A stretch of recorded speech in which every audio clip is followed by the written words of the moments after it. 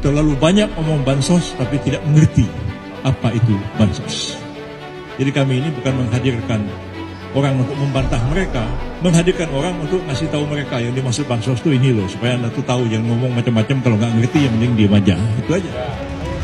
Nah, ini kan semua omong-omong aja yang disampaikan oleh Mas Hasto ini. Jadi orang itu kan logikanya membangun argumentasi berdasarkan data.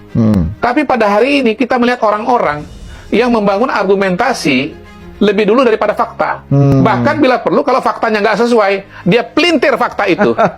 Inilah yang namanya logika atau berpolitik yang brutal. Gugatan pemilu, pilpres itu kemudian yang dibicarakan bansos, malu-maluin. Mahkamah Konstitusi itu oleh Undang-Undang Dasar 1945, salah satu dari tugas yang penting itu adalah menyelesaikan sengketa pemilu. Jadi logika apa yang dipakai? Prabowo menang, ya. Pokoknya bansos itu sah. Siapa bilang bansos itu tidak sah? Bansos itu dasarnya Undang-Undang APBN. Tim kuasa hukum Amin bilang kalau politisasi bansos mempengaruhi kemenangan Prabowo dan Gibran. Gue setuju, 100% gue setuju. Tapi coba kita pikirin lagi dengan akal sehat kita ya. Kalau misalkan yang dukung Pak Prabowo melakukan politisasi bansos, yang salah siapa? Pak Prabowo. Kita pakai analogi terbalik aja deh. Seandainya 01 dan 03 didukung sama orang tersebut yang katanya melakukan politisasi bansos ini, mau apa enggak? Mau usah munafik, pasti mau.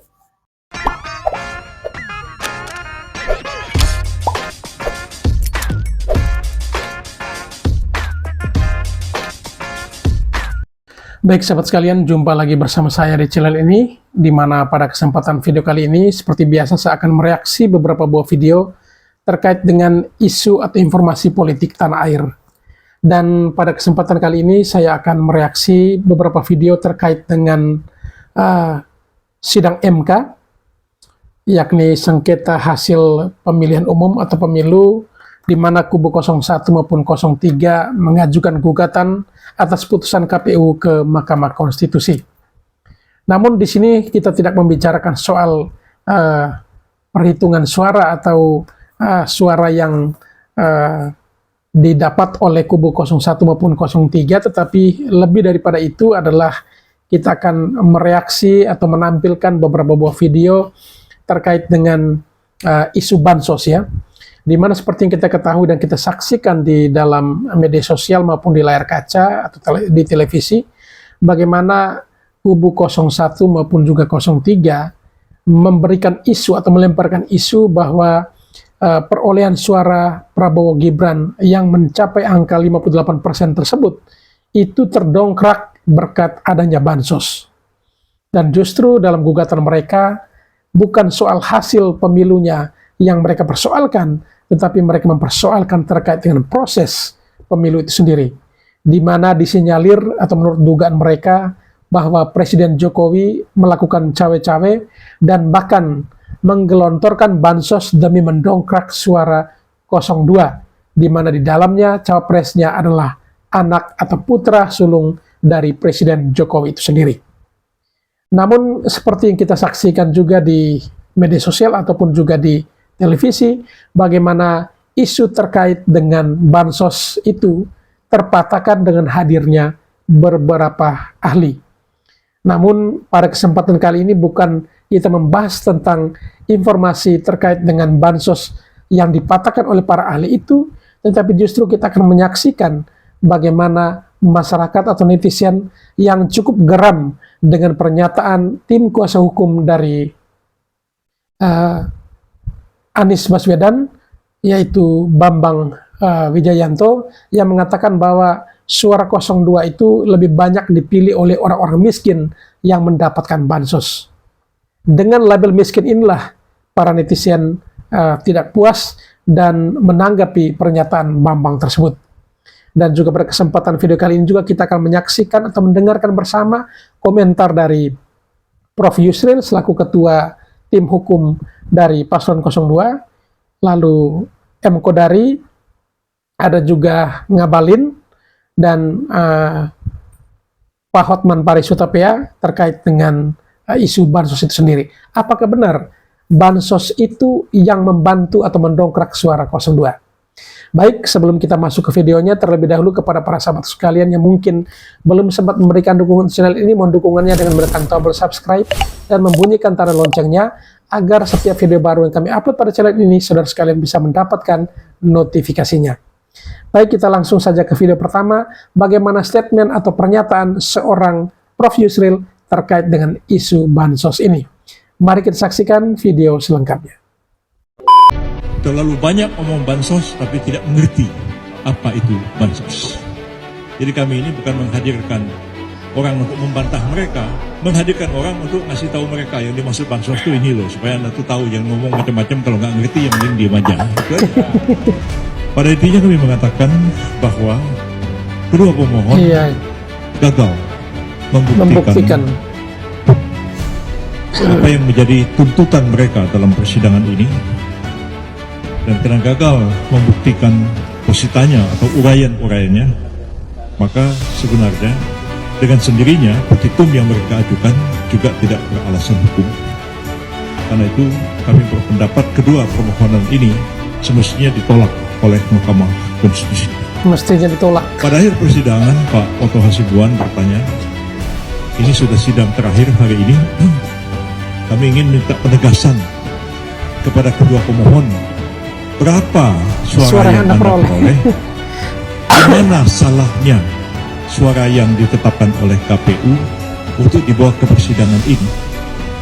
Keduanya mengatakan, kami memang tidak mengungkapkan berapa angka yang menurut kami benar, dan aspek apa yang menyebabkan kami mengatakan angka yang diumumkan KPU itu salah. Ditanya oleh Hakim Ketua Pak Suartoyo kepada dua pemohon, jawabannya sama. Mereka tidak mengumumkakan angka yang menurut mereka yang benar itu ini. KPU itu salah, yang benar ini. Yang benar yang mana? Kalau di akhir persidangan, kedua pemohon mengakui terus terang di persidangan, mereka tidak mengumumkakan berapa angka yang benar menurut mereka, dan mengapa angka KPU itu salah, di mana salahnya, maka sebenarnya permohonan mereka gagal di persidangan ini. Karena itulah yang harus dibuktikan dalam persidangan. KPU salah, yang benar itu ini. Iya, batalkan pembandingnya. Itu, ulang. Sebagian Pilpres misalnya mereka bilang, atau minta kepada EK yang benar ini, KPU salah. Tapi kalau tidak ada itu, sidang ini hanya sidang narasi-narasi tanpa alat bukti. Sama halnya yang digembar-gemborkan itu adalah masalah bansos, ya. Dari awal gugap gempita bicara Pak Jokowi pergi kemana-mana di daerah-daerah yang kepala daerahnya itu PJ.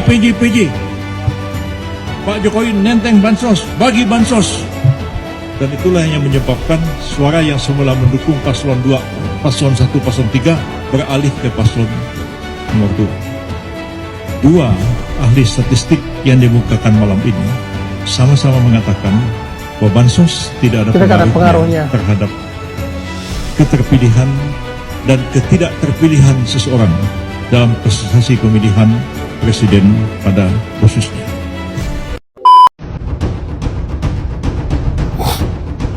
Ini kan semua omon-omon saja yang disampaikan oleh Mas Hasto ini.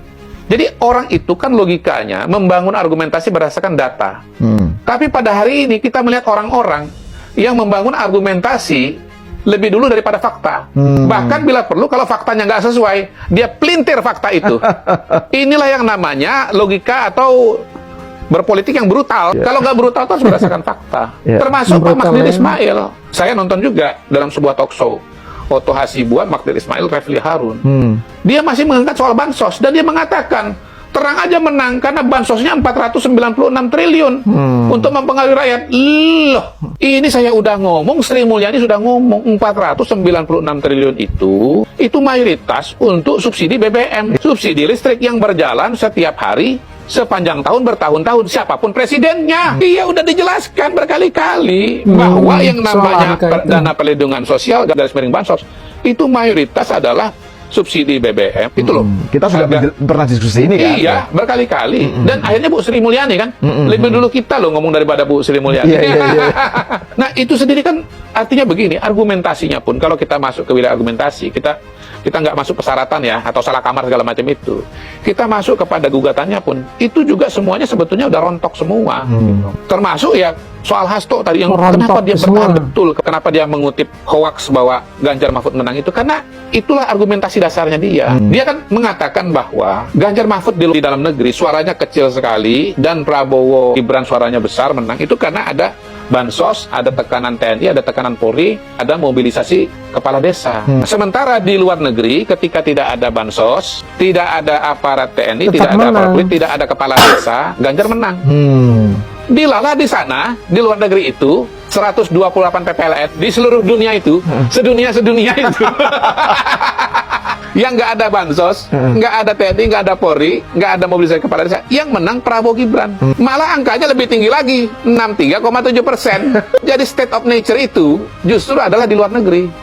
Gitu. Berarti yang di dalam negeri ini melakukan tekanan siapa? Sehingga seharusnya suara Prabowo Gibran 63,7 jadi 58. Berarti yang ditekan itu adalah Prabowo Gibran. Menarik.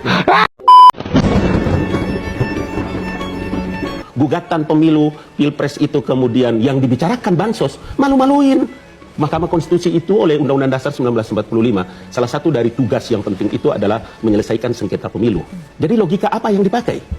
Karena itulah saya bilang, kalau gugatan pemilu pilpres itu kemudian yang dibicarakan bansos, malu-maluin. Begitu tingginya itu Mahkamah Konstitusi dan demokrasi kita yang luar biasa. Prabowo menang, ya. Pokoknya bansos itu sah. Siapa bilang bansos itu tidak sah? Bansos itu dasarnya undang-undang APBN. APBN disetujui DPR. Rapat semua fraksi. Jadi yang mengatakan bahwa bansos itu adalah menyogok pemilih adalah fitnah. Ya, oke. Oke, guys. Periksa otak. Ke dokter. Ada teman saya dokter ahli otak, dokter. Tim kuasa hukum Amin bilang kalau politisasi bansos mempengaruhi kemenangan Prabowo dan Gibran. Gue setuju, 100% gue setuju. Tapi, coba kita pikirin lagi dengan akal sehat kita ya. Kalau misalkan yang dukung Pak Prabowo melakukan politisasi bansos, yang salah siapa? Pak Prabowo. Kita pakai analogi terbalik aja deh. Seandainya 01 dan 03 didukung sama orang tersebut yang katanya melakukan politisasi bansos ini, mau apa enggak? Nggak usah munafik, pasti mau. Ini masalahnya dukungannya nggak ke 01 03 aja, makanya dipermasalahin. Karena siapapun yang didukung beliau pasti akan keluar isu ini gitu loh. Jangan munafik lah gitu. Lagian kalau mau dibilang politisasi bansos, ya itu juga udah disahkan sama DPRD kan, soal bansos nggak mungkin ujuk-ujuk keluar gitu. Perolehan suara karena orang-orang miskin ini dipakai. Ini orang tua ini kalau ngomong lama-lama makin kotor, kayak silip kerbau. Bilang pendukung Prabowo adalah orang-orang miskin, pendukung Prabowo itu orang kaya semua, gentar aja deh. Gelandangan politik deh. Jenggot deh. Gelandangan politik. Orang PKS, orang-orang HTI. Bansos adalah alat yang mendongkrak perolehan suara. Maaf ya, masih Jin Stitch ya. Buat Bambang Wijayanto, matamu. Ya. Awak dhewe masih melarat-melarat, masih awak dhewe miskin-miskin, gak jagakno bansos, cuk. Gak jagakno serangan fajar kok Bapak Prabowo Subianto, cuk. Goblok.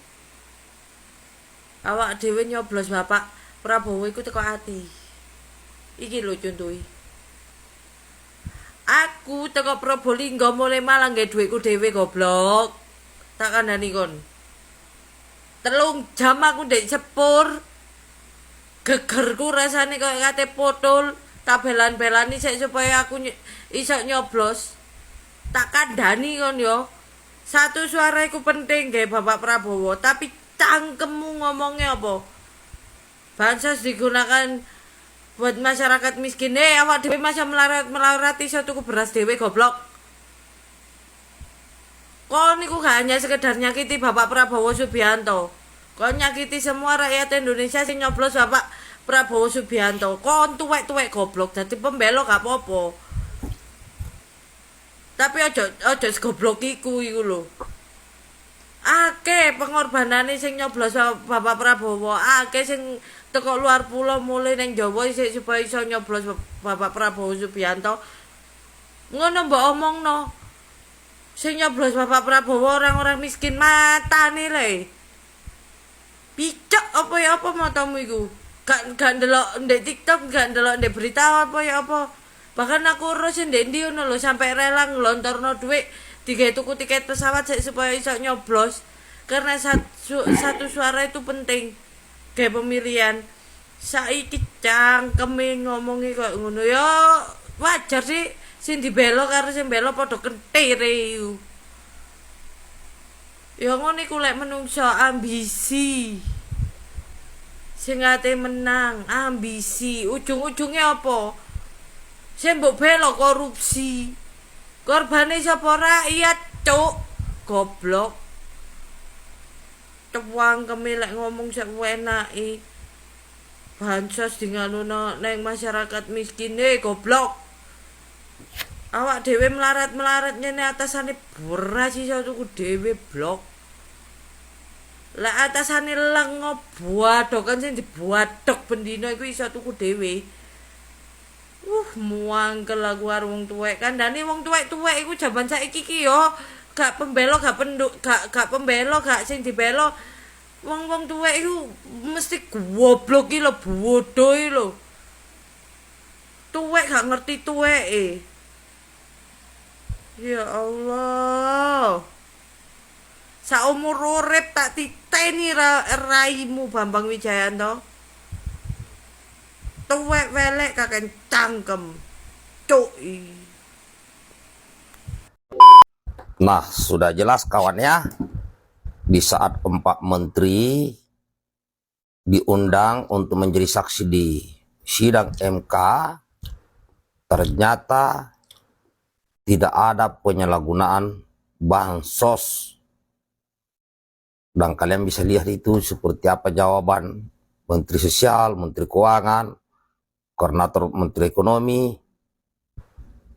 Jadi ini hanya omong-omong saja. Hanya menduga-menduga, hanya mencurigai. Setelah dipaparkan, ternyata tidak ada penyalahgunaan bansos di dalam pemilu 2024, khusus Pilpres 2024. Sudah paham kan? Baikkan videonya kawan. Hai Bambang, saya perempuan pendukung garis keras pasangan Prabowo Gibran. Saya sangat keras menyikapi 01 dan 03 di medsos, di TikTok. Sampai-sampai akun saya yang sudah puluhan ribu di banned. No problem buat saya. Saya tidak kaya. Saya miskin. Tidak apa-apa, saya miskin. Tapi saya berjuang dan wajib untuk Prabowo. Saya sampai ke Lombok Barat ujung di daerah Bangko-Bangko untuk mencari suara buat Pak Prabowo. Kemudian saya ke Pontianak untuk mencari suara 02. Saya tidak terima bansos, saya tidak dibantu biaya. Tapi ini suatu kewajiban saya buat bantu Pak Prabowo. 1 minggu ini di Pontianak saya berkeliling dan bertanya kepada tukang sayur, tukang rokok, tukang ojek online, taksi online. Saya bertanya, apakah Anda milih 02 atau milih 01 atau milih 03? Semua menjawab kalau mereka pilih 02. Mereka secara ikhlas, tanpa ada paksaan, tanpa ada bansos. Jangan salah loh, orang Kalimantan tidak miskin-miskin amat.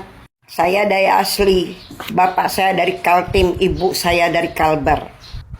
Bambang ini tidak punya attitude, sudah menyakiti dan menyinggung perasaan sekian banyak masyarakat Indonesia. Harusnya Anda mengerti kenapa pilihan Anda kalah. Tanya sendiri dalam hati. Paham? Perolehan suara karena orang-orang miskin ini dipakai dan Izin bosku, kau bilang bansos itu yang mendongkrak, bagi-bagi bansos di orang miskin itu ya langsung apa, tong orang miskin pilih 02 begitu, karena adanya bansos. Tak ada bos, bansos kayak itu wajar, itu bantuan sosial pemerintah kepada tong masyarakat, itu juga tong yang dong bagi, tidak apa-apa. Itu tidak ada sangkut paut dengan presiden kah apa yang pemilih kah itu. Dan tong orang miskin ini juga tong tahu, itu kan pemerintah yang kasih untuk dia punya masyarakat, ya tong apa kalau tong pun nama ya tong terima. Tidak ada sangkut paut dengan pemilihan presiden. Jadi bos stop sudah. Mau bilang bansos yang ini tong orang miskin. Bukan berarti tong orang miskin terus hanya dipakai uang langsung tong pilih pemimpin yang ini, tidak. Tidak ada begitu. Tong orang miskin juga tahu. Tong juga orang miskin juga tahu memilih. Walaupun juga tahu orang miskin juga tahu memilih pemimpin, mana melihat pemimpin yang baik, mana pemimpin yang bisa menyejahterakan masyarakat dan negara ini. Justru itu tong orang miskin pilih 02 karena tong tahu 02 yang mampu. Jadi tidak ada cerita kah, tidak ada alasan untuk kamu mau pakai bicara bilang bansos di MK sana untuk mau bilang bansos itu yang bikin sampai 02 naik, terada. Sungguh dari hati. Tong orang miskin dari hati tusuk Pak Prabowo dia, Pak Presiden yang sekarang nanti besok dong mau lantikin. Dari hati, tidak ada bilang macam dong kasih uang ke orang kah baru ton coblos Pak Prabowo karena ton dapat itu bansos kah, karena ton dapat apa, terada. Memang tong orang miskin asli, tong orang miskin asli dari hati coblos presiden dia. Karena tong juga tahu melihat pemimpin mana. Mau pilih pemimpin yang kamu ada sekarang, kamu ada bela-bela itu juga, aduh, itu dia akan tambah bikin tong masyarakat ke warga ini sengsara lagi. Karena dia utang saja banyak, terus dia punya, belum lagi dia punya yang lain-lain, belum lagi kamu punya kepentingan kalau besok dia jadi kan pemimpin bagi-bagi ini untuk menebus utang-utangnya. Bagaimana dia mau lihat orang masyarakat kalau dia naik kamu punya itu, yang kamu sekarang ada bela. Jadi orang nih masyarakat miskin sudah tahu, tong sudah pintar. Walaupun tong miskin, harta miskin apa, tapi untuk tong punya cara berpikir, cara yang menilai orang pemimpin yang mana tuh tong kaya. Tong kaya akan pemikiran yang baik. Tong orang miskin kaya akan pemikiran yang baik. Pemikiran yang baik dalam arti memilih pemimpin yang baik, yaitu Bapak 02 itu dari tong orang miskin. Jadi begitu. Tidak ada kata macam bilang bansos yang bikin sampai pace 02 dia naik, terada. Tong orang miskin, dari orang miskin ini dari hati yang paling dalam memilih Bapak Prabowo. Tidak ada jalur-jalur ini. Ingat itu bosku. Jadi untuk kami yang bersidang-sidang ini percuma. Tetap kalah. Untuk pace rambut putihku yang di samping-samping itu tendo taruhan sampai kalau kau menang.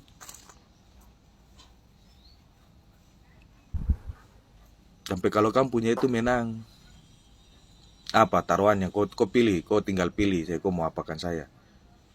Tapi kalau macam sampai 02 menang, saya minta dari kau saja, bos kau kasih hitam rambut itu, samping-samping, kasih hitam makan, supaya putih, supaya bisa pemikiran itu yang baik. Jangan terlalu alasan di MK situ. Intinya kan bikin capek diri. Mau ujung-ujung kamu apa-apa, baku hantam, baku bicara data ini pakai itu orang-orang pintar lah apa semua itu ke situ percuma. Ujung-ujungnya 02 dilantik dan dia juga jadi presiden. Jadi begitu. Jadi tidak ada kata bilang orang miskin karena bansos terus kita dapat bansos terus kita orang miskin pilih 02, terada. Bansos ya memang kita dapat karena itu pemerintah kasih untuk dia punya masyarakat. Tapi untuk memilih ya tetap Tom juga punya hati, Tom punya ini yang memilih. Jadi Tom punya hati itu jatuh kepada Bapak Prabowo Subianto untuk jadi presiden. Oke, itu saja. Jadi untuk beliau kok yang selalu macam bilang-bilang 02 curang, kamu apa panggil ahli-ahli apa lagi, apa IT ke ahli-ahli apalah, profesor ya penelit, semua itu tidak akan bisa bikin Prabowo dikalah. Dia tetap akan dilantik dan dia jadi presiden. Ingat itu. Sampai dia jadi presiden, pakai rambut putih, kok yang bilang orang miskin ini, kau usahakan kau semir rambut itu kasih putih, supaya kau kelihatan mantap begitu, ganteng. Hormat, salam. Prabowo menang tuh gara-gara bansos. Kalau nggak ada bansos, Prabowo kalah. Itu yang ngomong pasti yang benci sama Prabowo. Oke, kita pakai logikanya. Aceh, Sumatera Barat, itu juga dapat bansos. Tapi yang menang Anies. Masuk akal nggak? Yang menang Anies di Aceh dan Sumatera Barat. Di sana juga dapat bansos. Gimana logikanya itu? Terus di luar negeri nggak ada bansos. Tapi menang juga Prabowo. Coba berpikir, pakai logikamu, pakai akal sehatnya coba. Berpikir lagi, ayo berpikir, pakai akal sehatnya ya. Oke. Terjadi di desa saya. Bapak sebagai penerima juga ya? Iya. Kapan itu Pak? Dari Januari, kemarin juga masih dapat. Januari, terus? Februari tidak dapat. Kemarin tuh kapan? Berapa hari ya? Itu masih. Saya juga nggak mengikuti nih yang sudah pemilu ini. Iya, sudah pemilu. Oh, itu ada lagi? Belum. Loh, maksudnya apa? Kapan Bapak terima bansos itu? Terakhir bulan ini. Bapak itu ke MK mau apa? Mau cerita Bapak dapat bansos? Itu mah sama sekali nggak akan nolong capres yang Bapak dukung, nggak akan. Malah kalau Bapak cerita seperti itu, lebih ke menolong Bapak Prabowo nggak sih? Bahwa ternyata Prabowo menang bukan karena bansos. Itu buktinya. Bapak pendukung janggar juga kan, dapat bansos dari pemerintah tapi dukungnya janggar. Perolehan suara karena orang-orang miskin ini dipakai dan di. Oke, untuk Bambang Wijayanto, katanya kamu seorang berpendidikan, tapi budi pekertimu, akhlakmu kok nggak mencerminkan orang berpendidikan.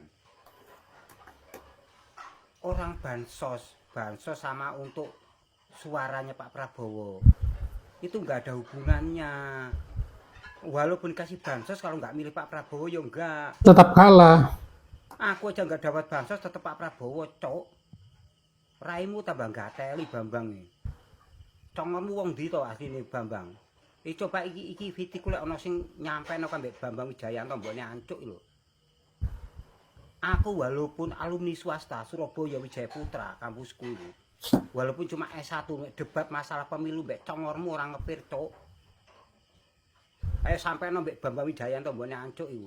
Enggak usah kamu kok statement ada orang miskin kayak bansos milih Prabowo. Enggak begitu. Ngomong seenaknya kok mbone ancuk gak teli, suwe-suwe raimu congormu gak teli, cok. Congormu wong ndi? Congormu. Tak sebut to sepiluk alamatku ya. Lek ana sing nyampeno mbokne ancuk Wijayanto iku. Aku lek Kendal, Jawa Tengah itu blimbing, Melati Harjo, Patean Kendal, ora abal-abal alamatku. Sampai kon aku nantang debat mek congormu masuk kon jari kon profesor aku S1 tok gak ngepir masalah pemilu tok ini. Raimu dirasa-rasakno gak teli. Gowo-gowo wong miskin barang. Pendukungnya Anies Susi kok senewan kabeh. Aku asli sik hormat sebetulnya mbek para itu sama golonganmu itu loh. Kuasa hukum itu sebetulnya sih hormat sebetulnya. Masalahnya aku juga pernah juga sekolah, menghormati sebetulnya sama seniornya, tapi cangkemmu kok mbone ancuk suwe-suwe. Untuk pemilu coba sampai mbek Bambang Wijayanto enggak percaya. Alamatku mau tak suwe. Terus alamatku Jawa Timur, aku dadi Jawa Timur ya. Bojoku Lamongan masalah ya. Sari Rejo, Gempol Payung tuh Sari Rejo kok lengkap. Ora abal-abal cok. Mudah-mudahan kaya ana to sing koncone Wijayanto grombolane barisan sakit hati ku. Barisan sakit hati Pak Jokowi iku nyampeno ki lho. Ana ya ana iki lho, nantang Wijayanto ben melek motone. Wong desa, wong cilik ora ana mengharapkan bansos atau milih Pak Prabowo, enggak. Dengan hati. Itu sudah mosok congormu ora iso menghormati almarhum Gus Dur. Almarhum Gus Dur wis ngomong Pak Prabowo besok bisa jadi presiden di usia tua. Keduanya Megawati nanti akan tumpes, akan nyungsep. Itu almarhum Gus Dur aja main mbek almarhum Gus Dur itu. Congormu mbok aliran opo iki? Coba ya, ndak apa-apa terus saiki aku ndek kene, lek ana sing grombolanmu ana sing krungu ndek vitiku, aku saiki di Kalimantan Timur ku kuwaru cuk Kendarom. Ora abal-abal alamatku ning kene. Wijayanto enggak teli dadan nasi susuwe. Wis congormu ngomongnya ora sopan pisan. Mudah-mudahan ya mudah-mudahan iki aku nggak biti kok ora ana sing gel nyampekno mbok ya ana sing rene. Ayo grombolanmu sapa? Alek wong kan ora dikei alamate ya. Aku tak kei alamate cuk. Parene tak sumpel motomu ning kene. Rungokno Pak Prabowo ning Kalimantan Timur. Alamat iki kene Kendarom, Kuwaro kecamatane. Anies Baswedan 20 ekor, cuk. Pak Prabowo 700 lebih sekian suaranya. Ganjar Pranowo 103. Rene lek gak percaya tak sumpel motomu ning kene. Enggak teli sisuwe. Pemene ning Jawa Tengah ngonku. Ya. Di desa niku Blimbing.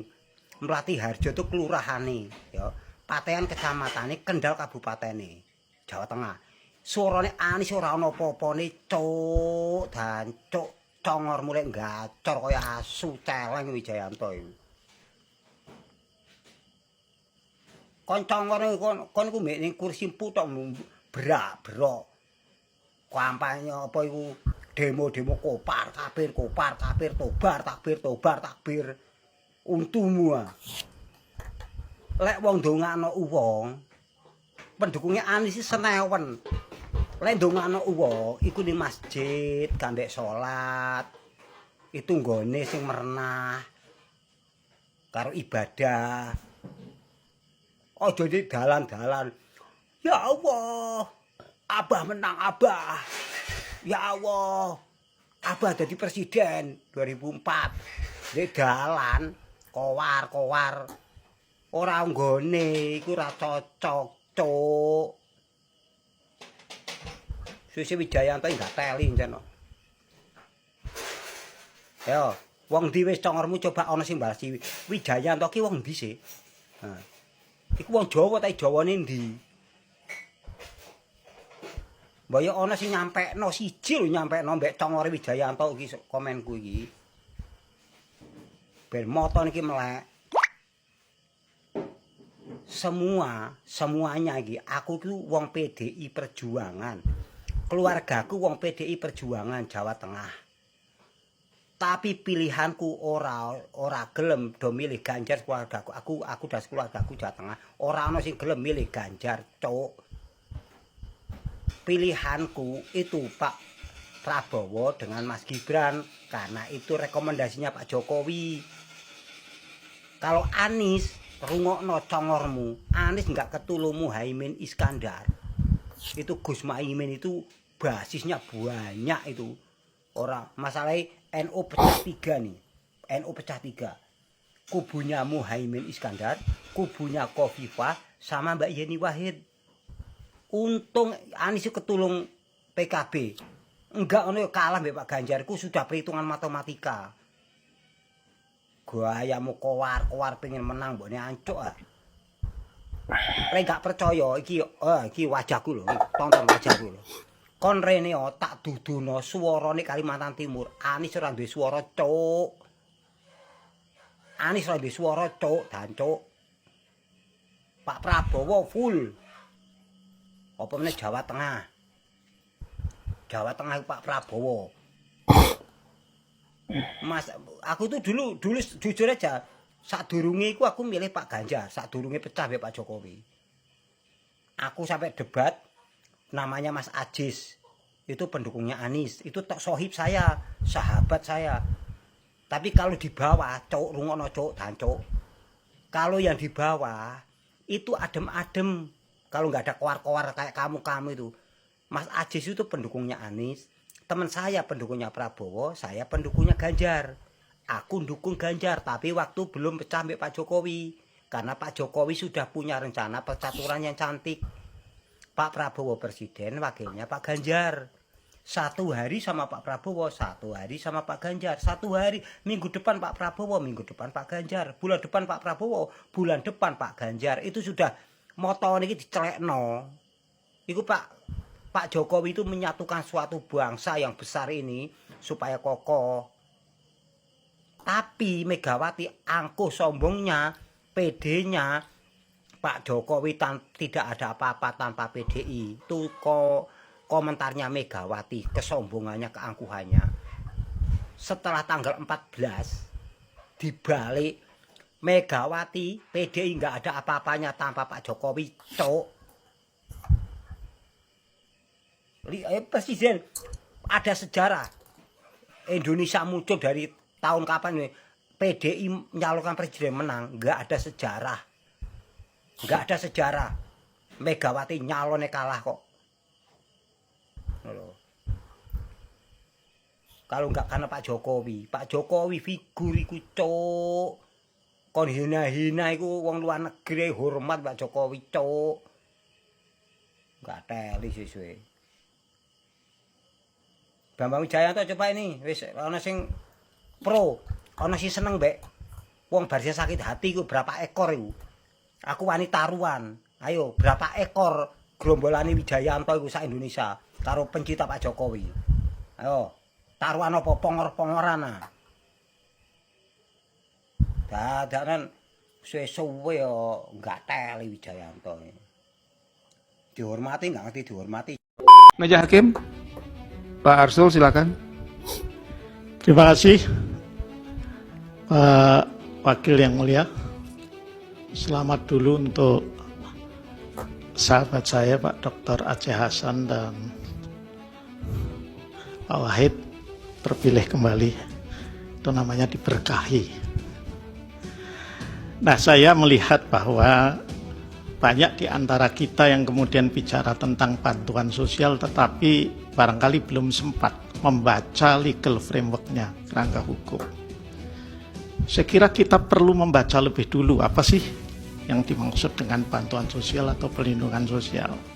Maka hemat saya yang perlu dibaca pertama adalah PMK nomor 254 tahun 2015 yang kemudian diubah menjadi PMK 228 tahun 2016 tentang belanja bantuan sosial pada Kementerian Negara dan lembaga. Yang kedua, Peraturan Presiden nomor 63 tahun 2017 tentang penyaluran bantuan sosial. Nah, kalau kita baca dua peraturan itu saja, maka kita akan memahami bahwa yang namanya bantuan sosial itu domainnya bukan hanya ada di Kementerian Sosial saja. Tapi kita harus baca itu di dalam pasal 1 angka 3 Perpres 63 tahun 2017 bahwa pemberi bansos itu adalah satker pada kementerian atau lembaga pada pemerintah pusat dan atau satker pada perangkat daerah pada pemerintah daerah.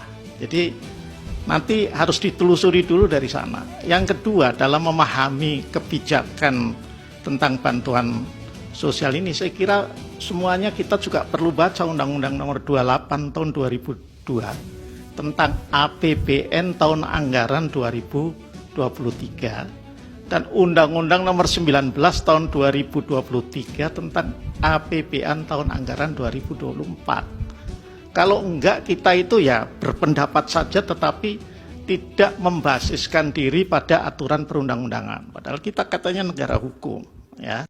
Mau cukup dari pihak terkait ada? Silakan. Terima kasih yang mulia. Saudara ahli, mungkin saudara ahli fokus kepada petahana. Dan kalau petahana tidak maju, orang yang disupport oleh petahana itu, bansos akan berpengaruh kepada meningkatnya dukungan kepada petahana atau orang yang didukung oleh petahana dalam proses pemilihan. Di negara kita ini, mengapa harus fokusnya itu hanya pada petahana? Mungkinkah ada hal-hal lain juga yang sebenarnya luput dari perhatian kita? Sebagai satu contoh misalnya penyaluran dana desa. Dana desa itu 1 miliar per desa. Jumlah desa di negara kita ini 83.971 desa. Dan ada pendamping desa ya, yang langsung itu di bawah kontrol dari Menteri Urusan Desa. Apakah saudara ahli juga bisa melihat kaitannya misalnya Menteri Desa itu adik dari saudara Muhaimin Iskandar? Kalau dikontekskan dengan Jokowi dengan Gibran, apakah tidak relevan mengaitkan Muhaimin Iskandar dengan adiknya yang Menteri Desa yang menguasai penyaluran dana desa ini? Mengapa hal ini luput dari perhatian? Terima kasih.